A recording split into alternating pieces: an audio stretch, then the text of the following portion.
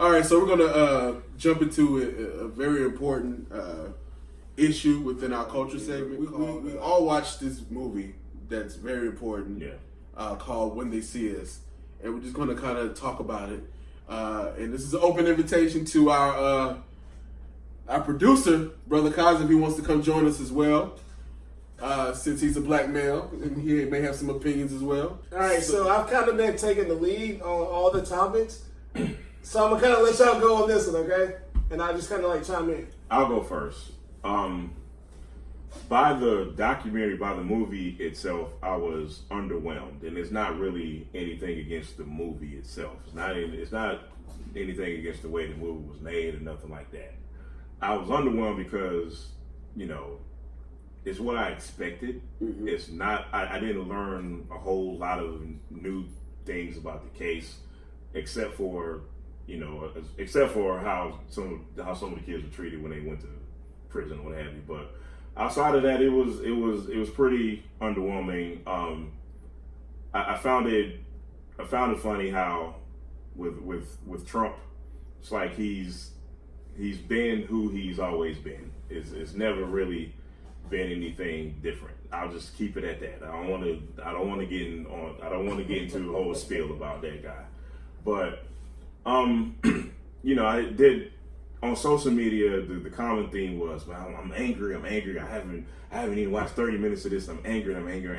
And my question is, like, how did a lot of people not know about this or understand this before the documentary came out? And I don't want the movie to be this trendy thing where it's like we're learning something new now. And I think that's pretty important. This isn't anything new under the sun. This is what our legal system has been for the longest time.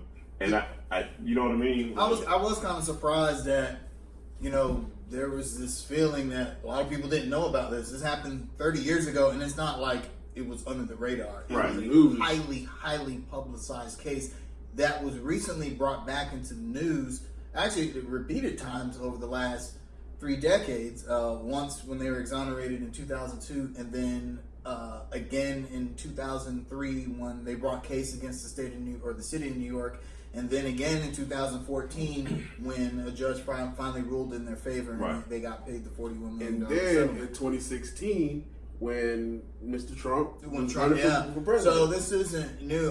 But I do think that the drama of the movie was so powerful that it's causing people to revisit and feel angry about it all over again. One thing I will kind of retract a little bit is the one thing that kind of did evoke some emotion is with Linda Fairstein and how it was already just preconceived.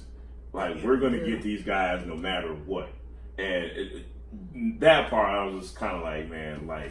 The part that really made me angry is that she basically profited off railroad career. Made a book career and was on board of directors and stuff, and basically she railroaded these kids. Which is why, like, I see a lot of people kind of celebrating that this publisher just dropped her, and it was like, well, it's kind of too late now. She's made a money now. You know what I mean? The only way to justify that is to have her pay all that money back. Give it to the victims, man. And then send her and then you have to investigate every case that she's been a part of. Right. You now have to go back and look at every case she's been a part of, and then she needs to go to jail and be locked up for the rest of her natural life. That is the only way to come close to even in the score with what she did to those 5 kids. Yeah. And speaking of your point about being surprised about people who didn't know about this before the documentary, I think for me it's more so, I think it's going to kind of be the person's age. Mm-hmm. Because for someone like me, this was common knowledge, but I can't expect the 20-year-old kids have known about it. Point taken. Yeah. The Central Park 5. So I knew about the Central Park 5 maybe 10 years ago. Mm-hmm. And when the documentary came out, normally I wouldn't have watched it because I don't watch a lot of these type documentaries because I pretty much know all the details. I'm like, why do I want to relive this? Right. We already know how it's going to happen. Why do I want to go and watch this play out?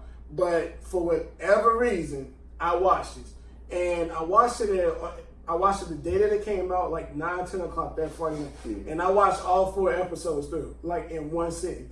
And the reason why I watched all 4 episodes, because episode 1 was so emotional.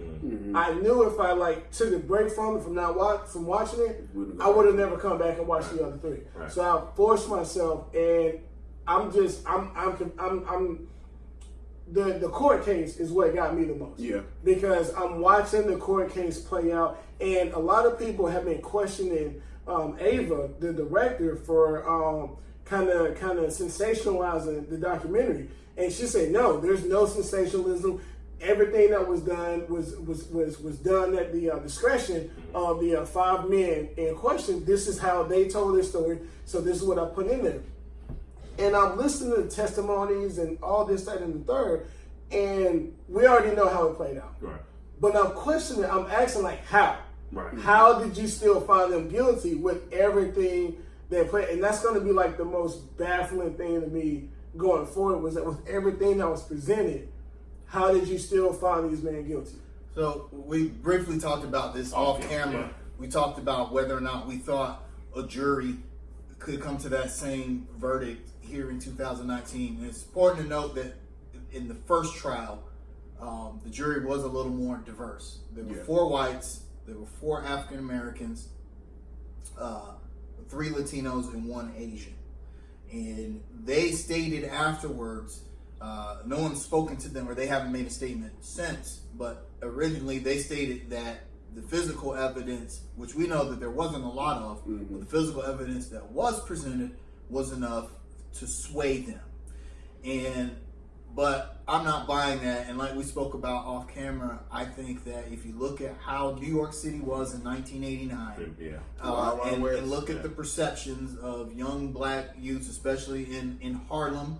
You know, Harlem's always had this kind of tepid relationship with the rest of Manhattan. You know, it's right above Central Park. I don't think it's a stretch that in 1989 that even black people would have believed that those boys could have been capable of this. And don't understate that, because New York was red hot from 89 to 93. Yes. Man. It really was. And that climate was something that we cannot understand. You know what I'm saying? Right. That does 2,000 not murders a year.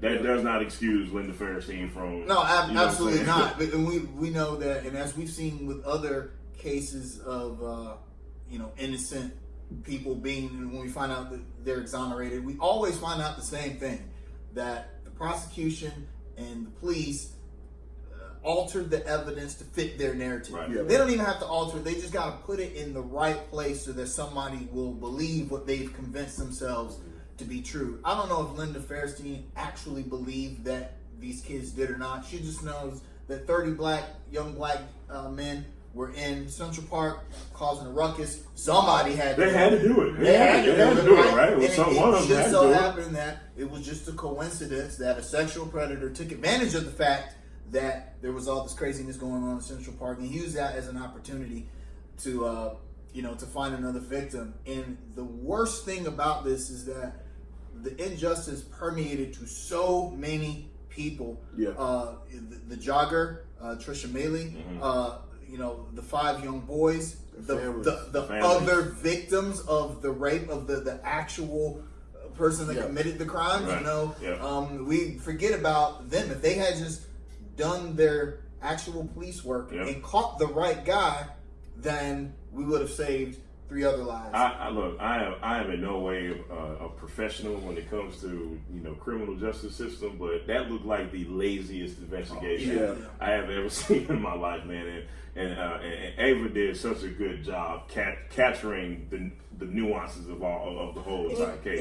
And my bad for cutting you off. I'm not even going to say lazy, because lazy means you didn't put in the work or the effort. They put in the work. They put in the work. They put in the work to drive whatever narrative they wanted to drive. They knew those boys was innocent. And I say lazy in the sense because, like even during the case, one of the lawyers was like, well, did you notate this? Did you notate that? Was this done? Was this done? And the guy was like, well, no. I mean lazy in that sense. You know what I mean? But no, you're correct. And just like the documentary goes, the only reason Corey went downtown because it was like, if I don't go, Yusef's mom is gonna be mad at me for not being there with my homeboy. And he probably suffered the most. And the cop knew that he was innocent, knew he had nothing to do with it. They weren't even on the list. And still brought him down there and watched him go to lockup for, 11, 12 years? 12, 13, 13 years. And to speak to them now, I think all 5 of those men are probably better men than me.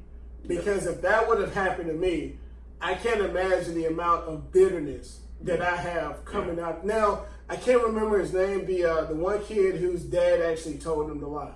Antron. Yeah. He looks to have some bitterness. He does. Build up. I've actually watched a few videos, a few interviews, and he's pretty pissed. He's pretty upset. But he is still more resolved than I probably would be. Right. Because if I was to get out after being falsely accused and convicted, all that, I'm not stopping until everybody involved has gone to jail. Yeah. And even now being a part of that, I realize how fortunate I am not to be caught up in anything like that in any way. But I'm mad for him. I'm mad for him. Yeah. Well, but we know how the system is. No one's gonna go to jail over this. Right. I mean, they're legally protected. It's hard to hold the powers that be accountable for these actions. It is. Yeah. And another crazy thing is it's just like when I was looking at it, it's like some of those kids couldn't even afford bail. Yeah. And it's just like it goes into the criminal justice system in this country. It's like if you can afford bail to get out, you're fine and all that. But a lot of these kids have to stay in there and just suffer the consequences of something they may or may not have done, like Khalif Browder did. Yeah. His bail was like $5,000, $500, and he couldn't afford it. Yep. And his mom actually tried to get bail, but she couldn't get the money up. She couldn't get the money. And it's funny that you mentioned that name. That's another documentary that I haven't watched that one. Very hard to watch. I haven't watched that. Tough to watch. Now I knew about the Khalif Browder documentary or the Khalif Browder story before it became national news. Like I actually followed that story when he had been in lockup for about a year. Mm-hmm. And that's when I knew he ultimately stayed in lockup for about 3 years. And you guys know just as good because you watched the documentary. But I actually watched the interviews he went through. I've watched some of the police footage up in Rikers. I watched him on Ellen. He went on Ellen and told Ellen he wants to die. Like Ellen just handed this guy a laptop.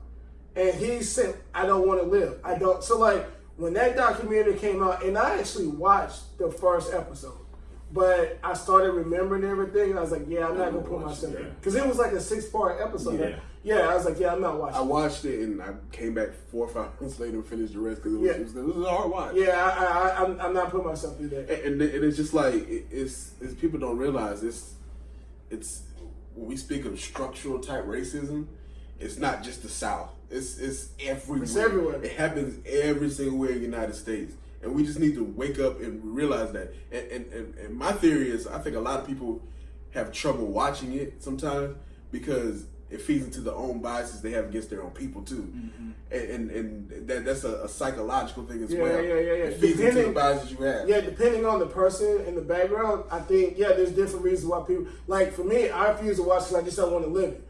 And, we kind of deal with this in our own form each and every day. Right. But to someone who doesn't have to worry about getting put over by the cops simply because of the color of their skin, they don't want to watch it because, like you say, it forces them to accept that, like, this bad shit actually does happen. Right.